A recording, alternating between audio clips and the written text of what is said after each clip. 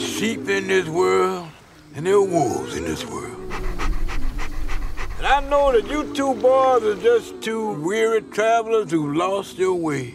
So, we're gonna clean you up right with a baptism. I'm more a baptism by fire type. Okay.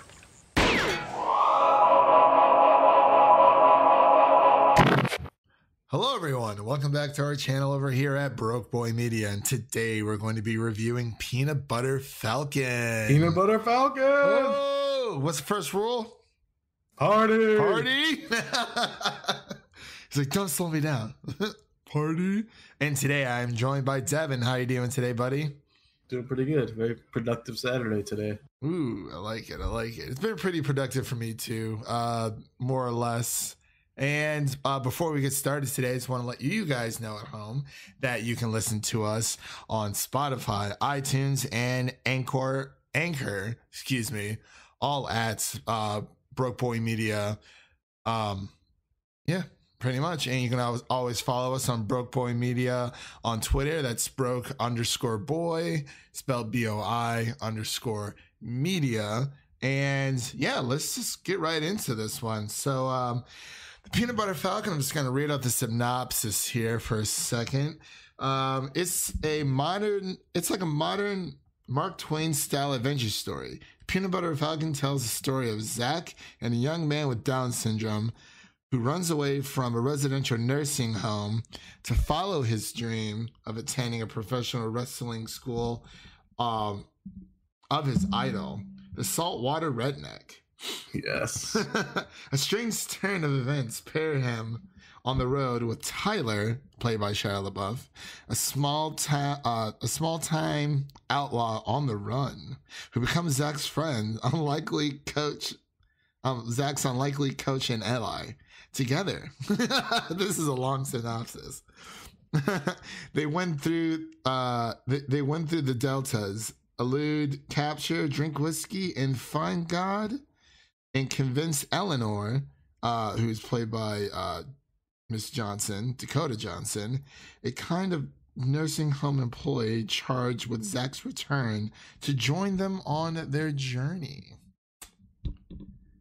That was pretty interesting. Yes. Yeah, so that was pretty long synopsis. I'm sorry. Very descriptive. Yeah, that's very descriptive. I probably could have stopped that like halfway through, but just wanted to get it all in there. But anyway, first initial thoughts, Devin, about this this feel good movie.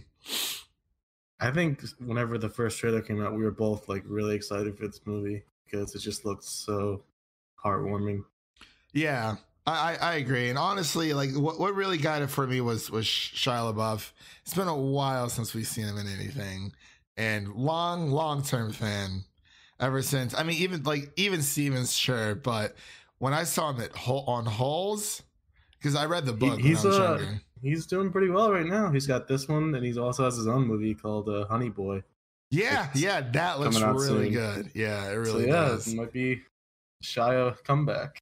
The Shy comeback. The Shy back. the Shyanessence. Ooh, the Shyanessence. Yeah, I got to agree with you, man. At first, I wasn't really sure what to think about this movie, but, you know, the music really helped and just everything that they showed. It wasn't... I mean, I don't think... They didn't give away too much of the movie. I just had like I liked the ending. By the way, this is a spoiler review, but I liked the ending. It was just more of, I guess, a lot of these indie films, because like I ran into this issue with when I went to go see The Kitchen, was that they didn't really know how to end it, per se. It kind of just ended, and that's kind of how this movie ended, but they did technically have a final destination, so I gave it a pass. Yeah, I think the ending was pretty good to me. It had where they're going next, and it had a nice reveal at the end. Yeah, it really did. That's what I liked about this, like, a lot. And I mean, you know, Dakota Johnson and you know, Shia LaBeouf, they both did a great job. I can't say anything. I can't say anything wrong about this whatsoever. It was a feel good movie altogether. Sorry about that. And yeah. Also shout out to newcomer Zach Gottsagen I'm not sure how to. Yeah, say the he name, was but the boy, or he was Zach. Yeah, it was Zach. Zach was that. He was the peanut butter falcon. Very charming. Very, very charming. So I guess I have to say, what was your favorite part of the movie then? Like, what did you like about it? And what did you not like about it? Things like that. I loved any scene that had Shia LaBeouf and Zach in it, just talking to each other, like talking about life. You don't carry your own weight. You are in charge. That's right. Maybe we should. And we should have our own secret handshake. What kind of secret handshake for what? Buds, dudes, friends. Buds, dudes, friends handshake? All right, come on. Let's go, hurry up. All right, 3 of those, 4 of those. Any of those? No work. Talking about stories of the past and how Zach is actually a good person. Yeah, I really liked how the bond that they shared together, because at first Tyler didn't want anything to do with Zach, and then he was like, oh, he started seeing Zach for who he was and his value in general. And I think the saddest part was when they finally reach what was the wrestler's name? Saltwater Redneck. When they finally, reached his house, and obviously the VHS that that Zach had was very old. I'm not sure when this was set in the time period, because Dakota Johnson was using like a flip phone. So I was like, yeah, okay. They definitely didn't give away the time it was. But yeah, I'm guessing 2000s. I mean, but between the kidnapping and everything else was pretty cool. But yeah, I think that's when I felt the worst, is when Tyler goes up to Saltwater Redneck. He's like, hey, he's like, oh, Saltwater Redneck's like, oh, he's like, I closed the school 10 years ago. And then he's like, oh, well, he's like, hey, he's like, he's like, I got pretty much like one of your biggest fans back there. And the guy who's played by the Sandman in Spider-Man 3. I forgot his name. Thomas Hayden Church. Yeah. Okay. And, like you could just tell the disappointment on Redneck's face. He was just like, I don't know, like between you both see of it. them. You can see it on Tyler's face too. He was just like, especially so leaving, and he's he has his hat down. Kind of reminded me of Ash Ketchum when he walks up to the stadium and his hat's like over his eyes. You can't really see it. So he did have a trusty red hat. He did have a trusty red hat. And I really like how the wrestler kind of came around. Yeah, that was a really cool moment when he came driving in, music blasting, and they surprised him. He was like, "Oh my God, I'm so happy to see you." It was great. Absolutely loved it. So, any parts of the movie that were kind of shaky for you at all, or? I really didn't like the bad guys. They were just like, they came out of like nowhere. Especially like when Zach's like finally wrestling, and the guy just out of nowhere just decides to be like a complete jerk, and I was like, okay, like where is this coming from? It's like all throughout the movie, people were finding each other a little too easily. Like, I was like, well, how are you gonna end up at the same spot right after they just left? I didn't I was like, Dakota Johnson's character, I was like, how does she find them? She just keeps finding them like out of nowhere. She was like, okay, I'm gonna go to this gas station. Okay, I'm gonna go to this dude's weird ass house. Like they got drunk, and then the next day she's like, oh my God, Zach. And then it's like, when they meet in the when Tyler and Dakota meet in the in that one gas station thing place. I think the baptism part was hysterical. He was like, what color are you? White. He's like, I can smell it on you. Are you God-fearing? He's like, yeah, he just gives everybody a baptism that stops on by, pretty much. But I really did I enjoyed this movie overall. I didn't really know what to think going in at first, but it blew me away, honestly, especially after seeing Ready or Not the prior night. So I think the best word to describe it I sent to you was delightful. It is. Yeah. But then like towards the end, like it didn't really like they didn't really like resolve anything between like, you know, Tyler burning well, he was stealing crabs and selling them, you know, and reselling them.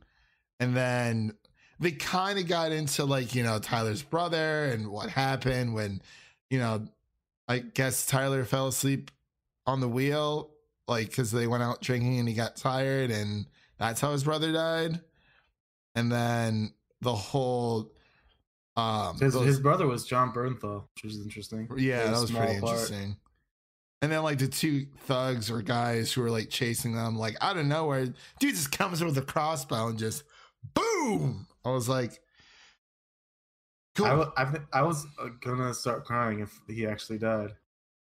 Yeah, I thought I was going to as well. But at first, I didn't realize that Zach was in the hospital. I thought he was at the facility that Dakota's boss wanted to send him to, the retirement home. Yeah.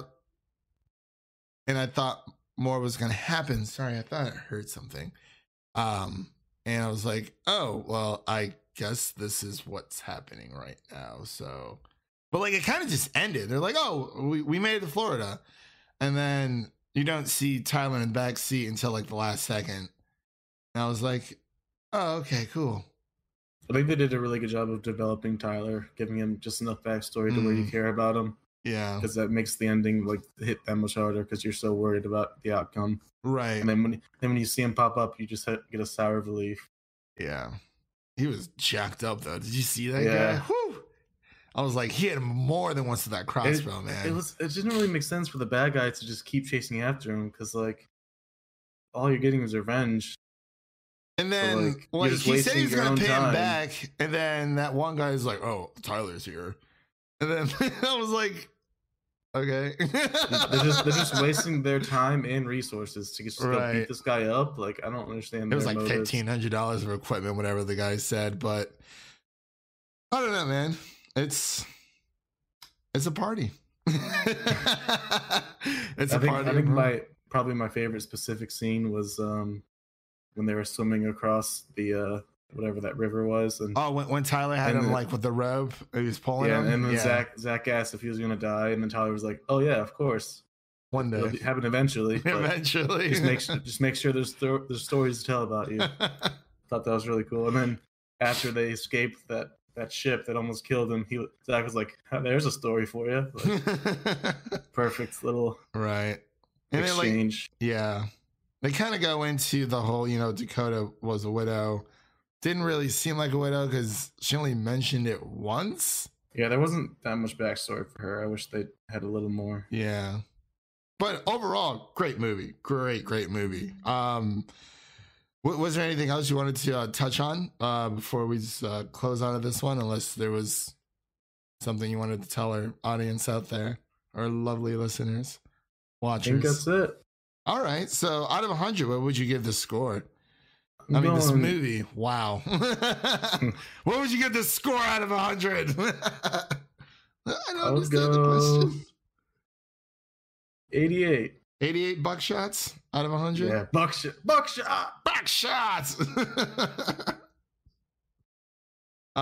Yeah, I would have to give it a I'll give it like a I'll give it a 90. I'll give it a 90 because I'm happy to see Shia LaBeouf back at it once again, because it's been so long. And I'm like, man, what was the last movie I actually saw him in? And probably Fury, that one war movie. Oh, yeah, I forgot about that one. I was thinking Eagle Eye. I'm like, no, that was a while ago. Yeah, I think Fury was the last one, 2014. So. Yeah, it has been a while. Yeah, it's been about like the last mainstream one. Mm-hmm. Yeah, I agree. But yeah, so I guess we'll just close this one out. Thank you everyone for listening at home. Again, you can listen to us on Spotify. Watch this the video version on YouTube, excuse me. Listen to us also on iTunes and Anchor. And you can always follow us at Broke Boy Media. That's broke_boy, spelled BOI. _media. And yeah, D23's happening. So we're just going to go watch a little bit of that. Rule number 1, don't slow me down. Rule number 2, I'm in charge. Hey, what's rule number 1? Party. No, not party.